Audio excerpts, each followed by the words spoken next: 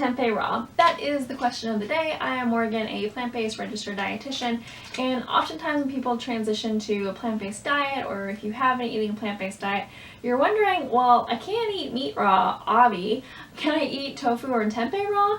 And the answer is yes, you can, but with the tofu, it makes a little more sense. So for example, you'll see a lot of like smashed egg salads that have the tofu in them instead of egg. I'll put a link down below for a video for that if you're curious and interested in it. But when it comes to the tempeh, quite honestly, it can taste a little bit bitter without being cooked, particularly without being steamed. That kind of helps release some of that bitterness. And so in many recipes, you will see that it's steamed before grilling or stir frying, sauteing, roasting, anything like that. But I personally don't mind it. Some people also say that by steaming it first, you can kind of absorb more of the nutrients. So, you know, you certainly can eat tempeh raw. It's not gonna do anything harmful to you.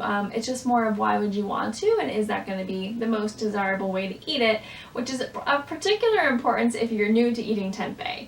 Tempeh is of course a fermented soy product that is sometimes has other grains added. So for example, this one has something else in it, the organic brown rice. The package peels open, and then it's in a second package here, and you can see that it's just the soybean there. I like to cut it up and grill it. I like to use it in stir fries, in like a Buddha bowl situation.